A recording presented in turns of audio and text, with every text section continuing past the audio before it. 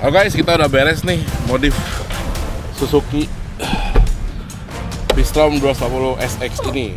Nah, modif yang saya lakuin ini terutama adalah demi kenyamanan dan juga fungsi. Gak mahal-mahal.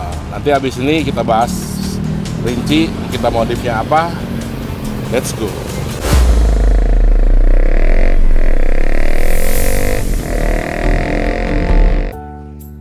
Halo guys, apa kabar semuanya? Semoga sehat-sehat aja ya. Ayo silakan yang belum di-subscribe karena kita masih banyak nih petualangannya.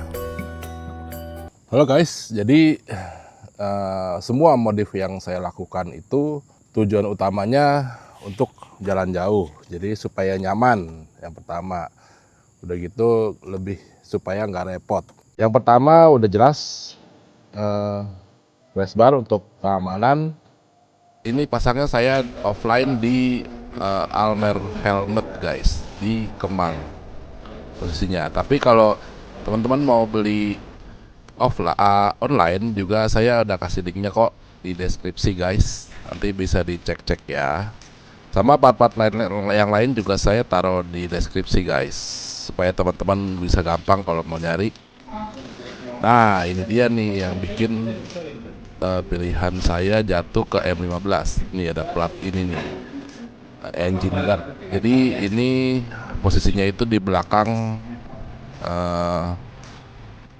skid plate bawaan dari Suzuki V-Strom. Jadi kan saya ceritanya kan waktu itu lagi nyari-nyari mau pasang crash bar yang mana, merek apa. Ada dua kan yang menurut saya oke, itu adalah Koreas satu lagi M15. Nah cuman yang Koreas itu nggak dapet plat itu yang tadi barusan saya kasih di zoom. Kalau mau plat itu di Koreas mesti ada beli lagi, tapi dia skid plate bawaannya dilepas gitu. Jadi akhirnya saya pilih yang M15 guys, karena lebih ekonomis. Udah termasuk dapat itu. Dan ini ada cup holder untuk kenyamanan saat kita di jalan guys, mau minum aus. Terus kita mau bahas tentang windshield nih. Windshield itu sangat subjektif ya guys, karena windshield sesuai namanya itu adalah alat untuk menahan angin guys.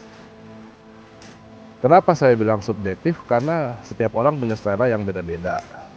Ada yang pengen supaya windshieldnya pendek supaya dia lebih kena angin. Ada juga yang pengen windshieldnya tinggi supaya dia bisa lebih nggak kena angin kalau di jalan. Nah kalau saya alirannya itu adalah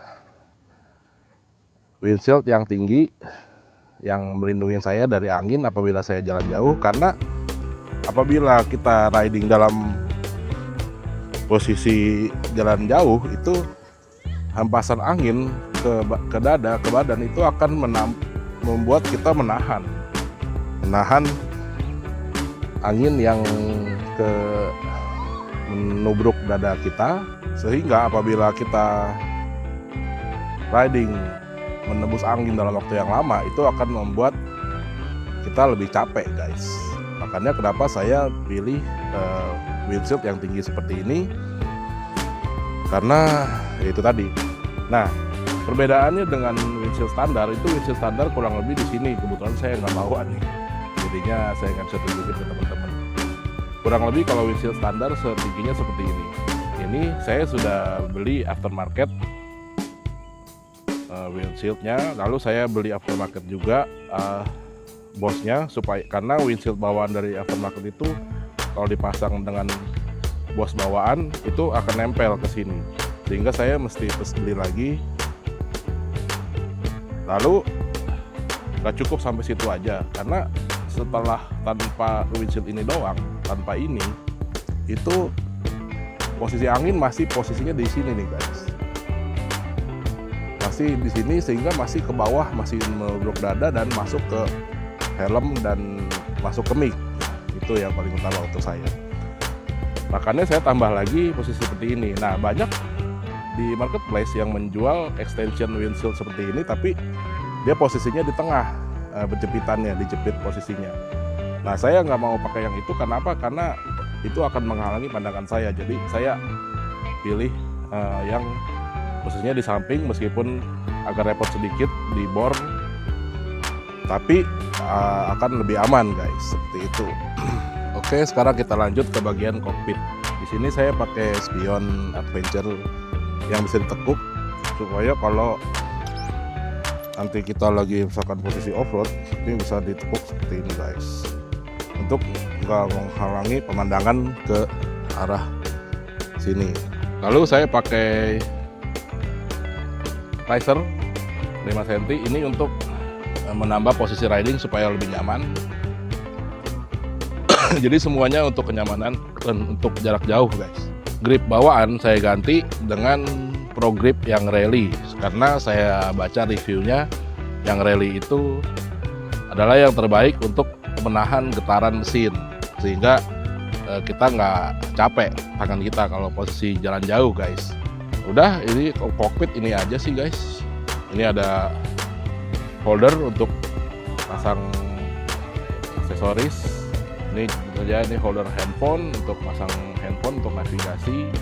Handguard saya tetap pakai yang standar guys. Kenapa? Karena sayang aja, nanti udah rusak baru mungkin saya ganti.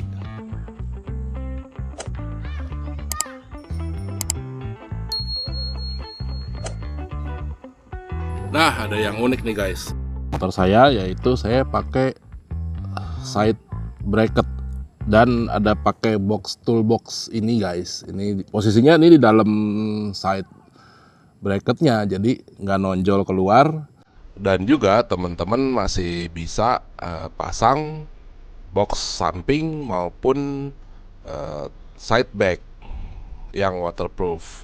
Jadi nggak makan tempat. Apabila touring kan pasti pakai untuk side back, untuk bagasi bawaan. Tapi kalau dalam kondisi harian nggak touring, saya begini aja guys. Si box yang kecil itu permanen nempel di motor. Ukurannya nggak besar sih, ini sebenarnya untuk BMW GS. Cuman ini saya custom supaya bisa nempel di motor saya.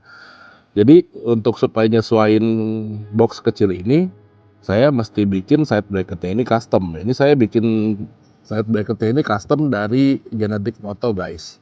Proses pemasangan side box di Genetic Moto harus di custom guys. Kita mau pakai ini di belakang. Itu mantap juga nih, kuat, bahannya kuat, dan tentu saja presisi sesuai dengan apa yang saya mau. Jadi si side bracket ini tidak mengganggu, si box ini tidak mengganggu posisi motor kalau lagi jalan, nggak mentok ke ban, nggak mentok kemana-mana, tapi juga nggak nonjol juga guys, jadinya lebih enak untuk kita naruh barang-barang seperti jas hujan atau pompa angin, pompa ban juga bisa. Cara bukanya gini guys.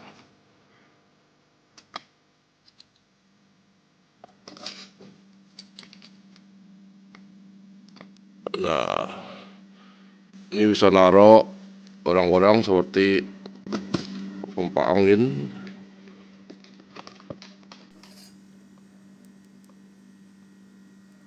Nutupnya juga gampang guys, tinggal sangkutin aja yang ini, lalu kunci, udah.